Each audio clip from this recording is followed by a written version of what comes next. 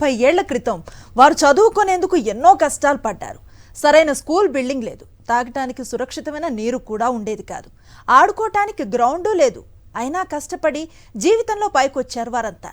సంక్రాంతి సెలవులకు సొంతూరు వచ్చిన వారంతా ఆత్మీయ సమావేశాన్ని ఏర్పాటు చేసుకున్నారు. స్కూల్ అభివృద్ధిని చూసి ఆశ్చర్యపోయారు. అక్కడి మౌలిక వస్తువులను చూసి ఔరా అనుకున్నారు. కృష్ణా జిల్లా పెడన మండలం చెన్నూరులోని హై స్కూల్ ఇది. ఒకప్పుడు ఈ స్కూల్లో చదివిన పూర్వ విద్యార్థులంతా సంక్రాంతి సెలవులకు సొంతూరికొచ్చారు. స్కూల్లో ఆత్మీయ కలయిక కార్యక్రమాన్ని ఏర్పాటు చేసుకున్నారు. తమకు చదువులు చెప్పిన గురువుల్ని సత్కరించుకున్నారు. ఇప్పుడు ఈ పాఠశాలలో పనిచేస్తున్న ఉపాధ్యాయులతో ముచ్చటించారు. ఒకప్పుడు తాము చదివిన స్కూల్ను అంతా కలయతిరిగారు. పాత జ్ఞాపకాలను నెమరవేసుకున్నారు. అప్పట్లో చెన్నూరు స్కూల్లో ఎలాంటి సదుపాయాలు ఉండేవి కావు. ఆడపిల్లలకు టాయిలెట్స్ ఉండేవి కావు. స్కూల్లో తాగడానికి మంచినీరు కూడా దొరికేది కాదు. కానీ వైఎస్ జగన్ అధికారంలోకి రాగానే చెన్నూరు హై స్కూల్కు కొత్త కళ వచ్చింది.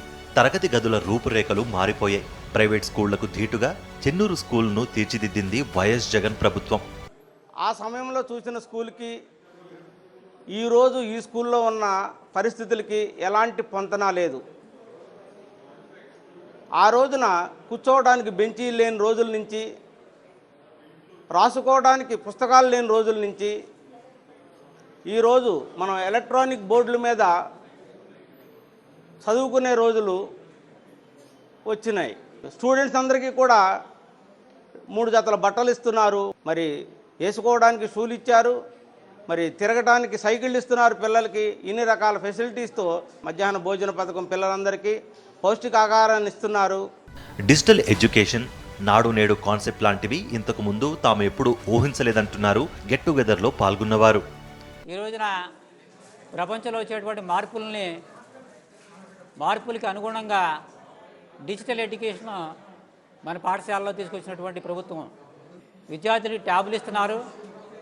అట్లాగే interactive flat panels, IAP panels ఇచ్చి వాటి ద్వారా అనేక విషయాలని తేలికగా బోధించేదానికి ఈరోజున ప్రభుత్వం అన్ని రకాలుగా కృషి చేస్తూ ఉంది. ఇలాంటి డెవలప్మెంట్స్ తీసుకురావడం అనేది మరి ఇదే మొదటిసారి చూస్తున్నాం. అప్పట్లో ఏం ఉండేది కాదండి, రేకులు షెడ్ ఉండేది, పైన స్లాబ్ కానీ అట్లాంటివి ఏమి ఉండేవి కాదు. వాటర్ కూడా ఏదో కాలువలో వాటర్ తాగేవాళ్ళం, కాలువ పక్కనే ఉండేది.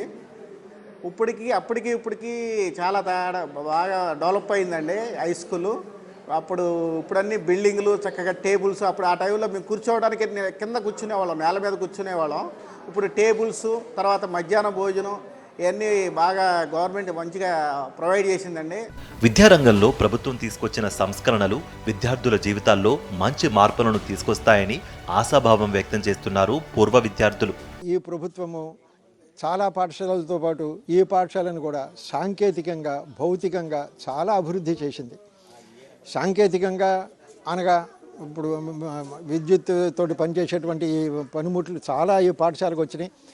అలాగే చాలా మంచి పిల్లలకు కూర్చోవడానికి బెంచీలు లాంటివి మంచి భౌతిక సదుపాయాలు చేసింది. అలాగే టాయిలెట్స్ ఇదివరకు మాకు మేము చదువుకున్నప్పటికీ తర్వాత చాలా రోజుల వరకు ఈ పాఠశాలలో ఆ టాయిలెట్ సదుపాయం ఉండేది కాదు. అది కూడా చాలా బాగా చేశారు.